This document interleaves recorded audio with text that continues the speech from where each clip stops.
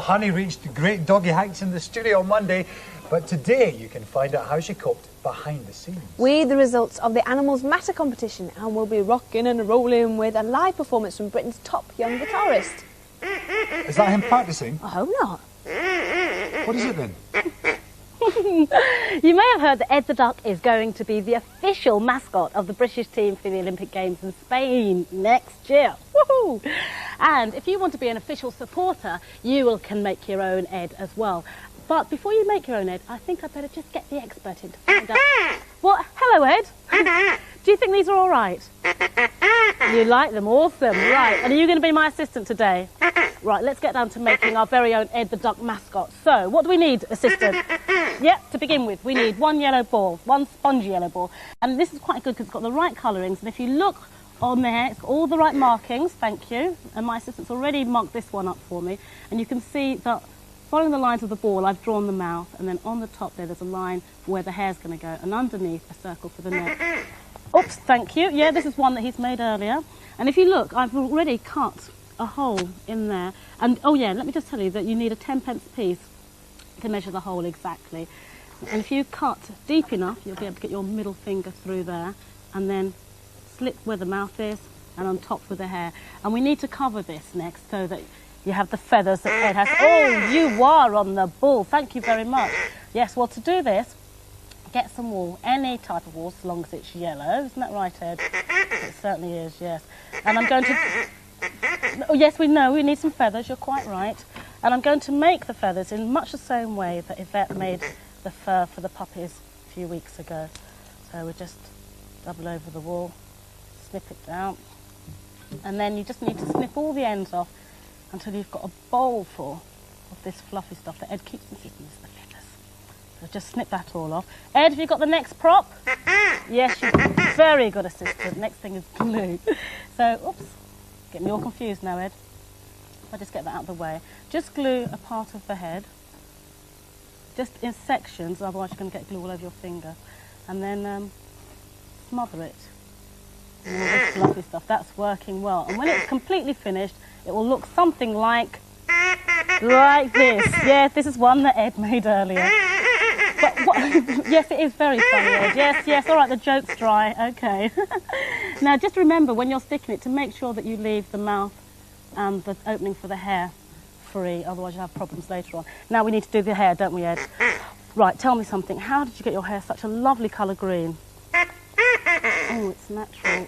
Fine. Well, what are we going to do for our make then? Because excellent, brilliant. Nothing better than this embroidery wool, which is absolutely the right colour and just enough of it to make the hair, which you just cut down into 10-centimetre bundles, tie those in the middle and fold them in half, squeeze open the top of the ball and put some glue along that line there, and then you can just put the hair in like this, and you'll have your very own, oops, Edd the Duck hairstyle.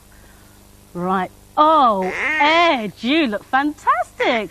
Look like a girl. Lovely. Very... I think I said something wrong. Well, we better go on with the beak, I think. And the beak, yep. Okay, the beak's just made from 2 pieces of felt, yellow and orange, just in the shape of rectangles. And just put a bit of glue on the yellow. Make sure the orange one's just a touch smaller. Fit them in there. Stick them together and you've got something like this. And you can round off the edges so it looks really beak-like. Can you get rid of that for me, please, assistant? So then you open up the mouth, put a bit of glue along there, and then just squeeze in the beak. And it doesn't matter if it doesn't fit properly first time, the glue takes a while to stick, so you can have a few tries. What's next? Of course, yes, of course, the eyes. This is very easily made. Just drawn out on some white paper. I've used some sticky back plastic so they'll stick easily. Edd, can you just look at the camera so we can see exactly where these eyes are supposed to go? Oh, handsome. Just above the beak there. Brilliant. Just stick the other one on now. Make sure this... Yes, he's going to look like a proper Edd the Duck. There. Perfect. Okay, yes, we need the tracksuit. Right, for the tracksuit, just get a piece of material, jersey from an old T-shirt or a vest. Cut it 14 along there and 24 centimetres along there. Fold it in half, cut a little semicircle up the neck, stitch or glue up the sides, but leave a little hole at the top so that you can get the arms through, and you should end up with something that looks like this. And then you need to make the hands. And the hands are just pieces of felt that I've cut into mitt shapes, 2 for each bit. Put them on top of each other. Sew round the edges or stick carefully around the edges, but leave a gap so you can get your hands in at the wrist. And then once you've put those together, squeeze them into the armhole. Like, that's right. Okay, and once you've got something that looks like that, you need to join the sleeve to the hand by either stitching all the way around there or sewing all the way around. No, Ed, not like that. That was a practice one. You're not supposed to wear it. I think you better just stick to helping me. Get it off, please. Right, then you hem the bottom along here until you get something like that. Turn it the right way up, and this is what you were supposed to do with it, Ed. There you go. Right, fantastic. Ready for the tracksuit bottoms. Now, they're simply just another bit of the jersey material, cut the same width as the top, but half the length, sewn down the side, hemmed at the bottom, and on one side only, cut a slit along the middle, and then fold that back and stick it down, add the feet, turn it inside out, and attach it to the bottom. And once you've done that, all you have to do is fix the head to the bottom. Right, you're impressed, are you? Pleased to hear that. And the neck, right, all that you need to do is just get a piece of card from an old kitchen roll tube, 1 centimetre across, cover that with the fabric, then get your body and turn that inside out, and you've got something that looks a bit like this. Put the collar inside the neck of the body, stick it firmly, or preferably stitch it if you're only good at sewing, and once it's dried, if you're sticking it, turn it the right way out. Make sure it's this way around. Glue around the top there, and then stick your Ed head on the top. Okay, Ed, what's the verdict? What do you think? You are impressed. Okay. Oh, you've been doing something else. All right, let's have a look what you've been doing. You should have been watching me, actually. So, but anyway, I'm not. Oh, Ed, awesome. That is absolutely fantastic. Not too bad. I think it's great he's representing the Olympics. I've got something better than that, though. How about Edd the Duck?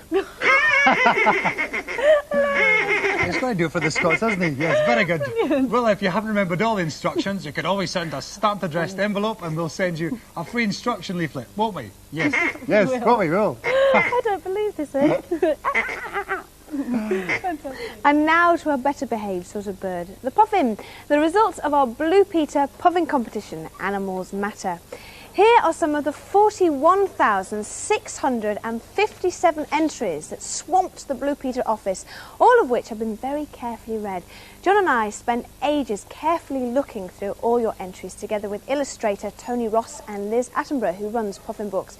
It took much longer than judging drawings and paintings, but we thoroughly enjoyed ourselves, didn't we, John? It was good fun. Marvellous time. Just to remind you, the competition was to fill this book, Animals Matter, which will be out in September. We wanted your ideas, yes, jokes, limericks, pictures, poems, quizzes, recipes, reports or stories. In fact, anything that says why animals matter, and with a great chance to see your work in print. When we looked at the entries, we could see that you really liked elephants. This is a brilliant drawing of a huge elephant stomping through the bush, and it's a pastel drawing, and it's got fabulous tusks, and it just says at the bottom, ivory looks better on them. Quite right too. Lots of entries concerned rainforests, and as Blue Peter's cook, I thought this rainforest sandwich sounded rather delicious. Apart from brown bread and margarine, pickles with the soil, lettuce the grass, tomatoes the flowers, and cucumber tops for the trees. Sounds delicious. I think I might make that. I think you should have quite like to taste that, John. Rather appetising. Good idea. Another subject that spurred many viewers into action was animal cruelty. This was very good. It's called The Rescue, and it was written by Louisa Fielding. It was very, very clever. I liked it an awful lot. It's about a Shetland pony that's saved from being slaughtered. Very nice.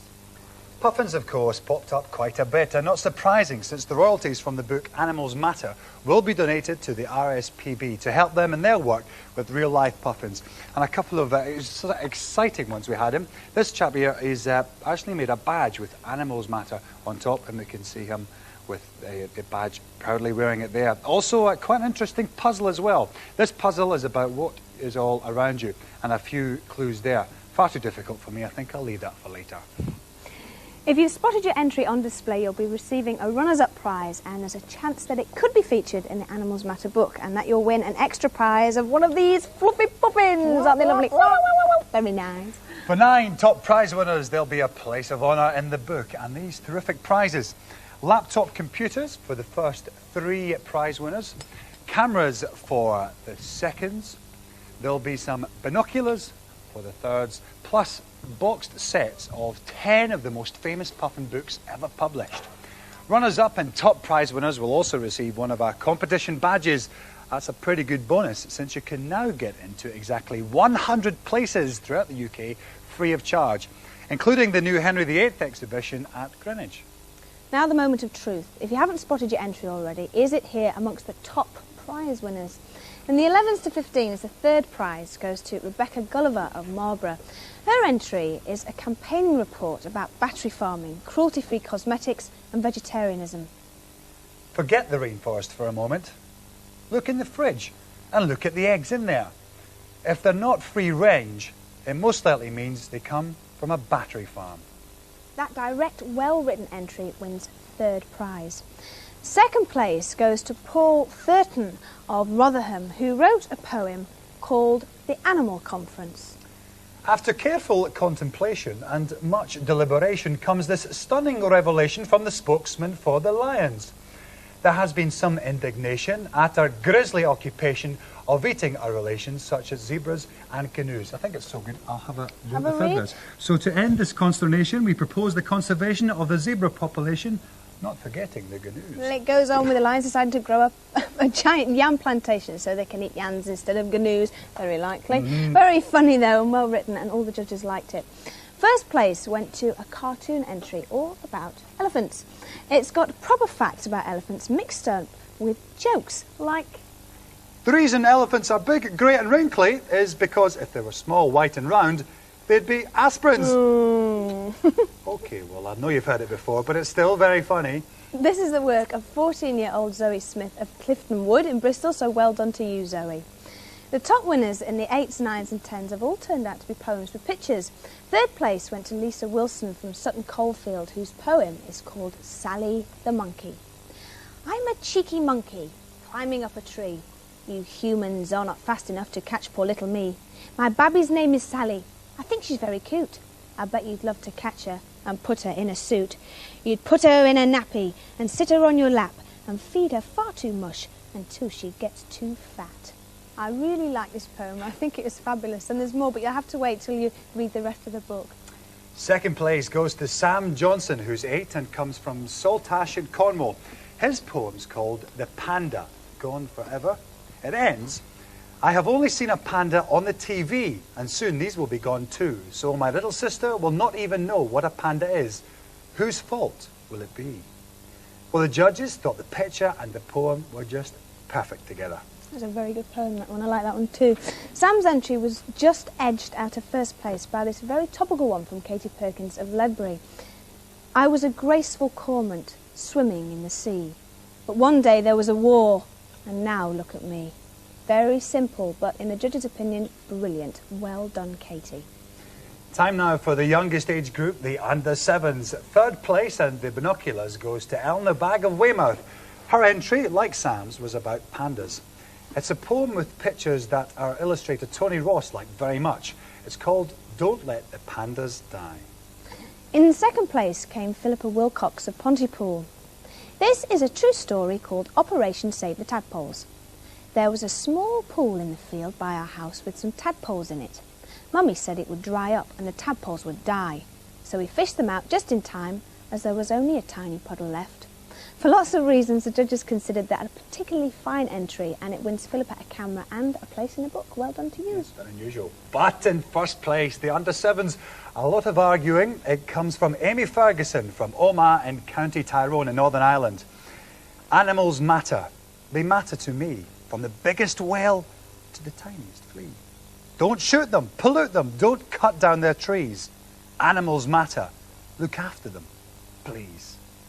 Absolutely brilliant. What can we say? The pictures are good, the poem is terrific, and the editor, yes, Funky Lewis himself, thinks that Don't Shoot Them, Pollute Them is a brilliant bit of writing, and looks forward to offering Amy a job in a few years' time. So that's something to look forward to. Well done. Amy wins a laptop computer so she can write more brilliant poems. Well done. And well done to all the winners, all the runners-up, and thanks to everyone who entered a fun competition that we really enjoyed. It was good, great. wasn't it? Just squeeze in, we just think they were Hello, honey. fantastic. Yes. Really She's been good. behaving today. Yeah. She's doing very well. Yes, an animal who matters a lot to us is, of course, Honey. The Blue Peter studio, though, can be a very strange place for a young puppy, what with all the lights and cameras and chairs and feet to investigate. But Honey has got to get used to it.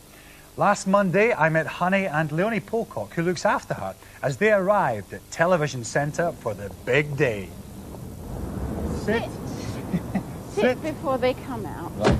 That's it. Now Bonnie's sat, but Yeah. Honey hasn't. So let's get Bonnie out. She's still not quite sitting. Right.